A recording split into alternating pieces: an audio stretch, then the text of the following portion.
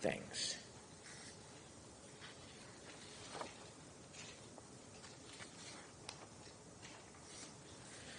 All right, the reason I called these two matters together is that in both of these cases, Reverend Cox has petitioned on behalf of Jennifer Odessa Ellison, asserting that Ms. Ellison is a vulnerable adult. The court has reviewed the relevant statutes, and we'll go over those now. RCW 7.105.100 identifies the types of petitions that exist in Washington State for civil protection orders. And these various types of petitions allow for a petitioner to file on behalf of a vulnerable adult where the petitioner is an interested person. RCW 7.105.10 includes the definitions, and initially the definition number 19 describes what an interested person is. An interested person means a person who demonstrates to the court's satisfaction that the person is interested in the welfare of a vulnerable adult, that the person has a good faith belief that the court's intervention is necessary, and that the vulnerable adult is unable, due to incapacity, undue influence, or duress at the time the petition is filed, to protect his or her own interest. That same statute, 7.105.10, at number 37, defines a vulnerable adult.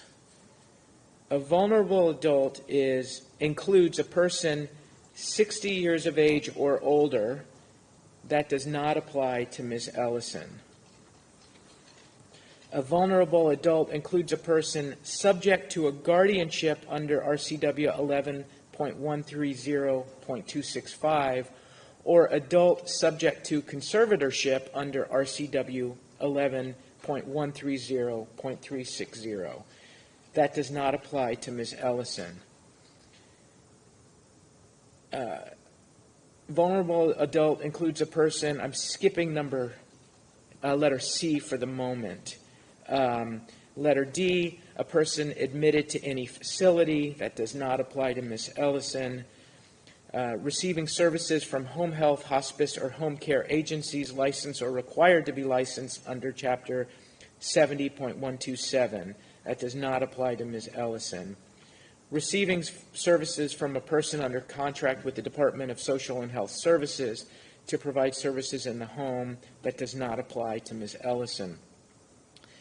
Or to a person who self-directs his or her own care and receives services from a personal aid under Chapter 74.39. That does not apply to Ms. Ellison. That leaves one remaining option, subsection C, includes a person who has a developmental disability as defined under RCW 71.A.10.020. Developmental disability, as defined in 71A.10.020, means a disability attributable to intellectual disability, cerebral palsy, epilepsy, autism, or another neurological or other condition of an individual found by the Secretary to be closely related to an intellectual disability or to require treatment similar to that required for individuals with intellectual disabilities, which disability originates before the individual attains age 18, which has continued or can be expected to continue indefinitely, and which constitutes a substantial limitation to the individual.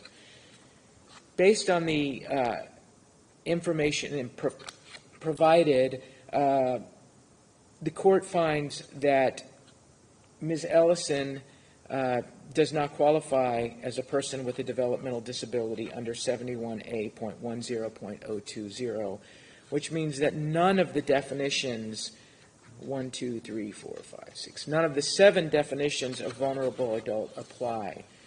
Based on that, there's no basis for Ms. Cox to be petitioning on behalf of Ms. Ellison, and the two matters that have been called will be denied.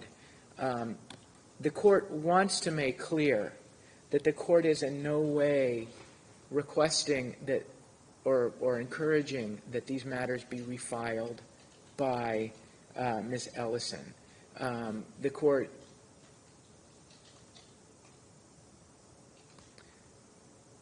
will share that even had they been filed by Ms. Ellison, there is not sufficient evidence to suggest that the orders requested, that the burden required for the orders requested has been met. I mean, the court can't stress enough that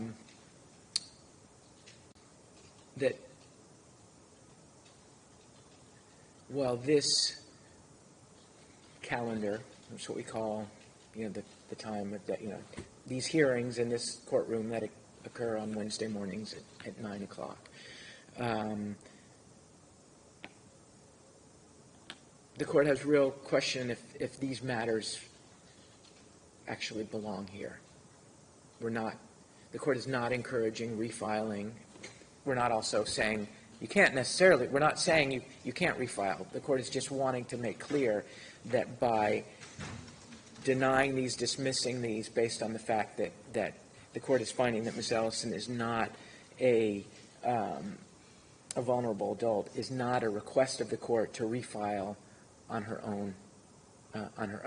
And the reason the court is making this clear is because in submissions, in other cases, I'm not exactly sure which case, but there have been assertions by declarants in submissions to the court that the court advised me to file this. Law enforcement advised me to file this. The court is not advising anyone to do anything. The court is simply stating that the court is finding that Ms. Ellison is not a vulnerable adult under the statute, under the definitions in the statute. And as a result, these two cases are going to be dismissed.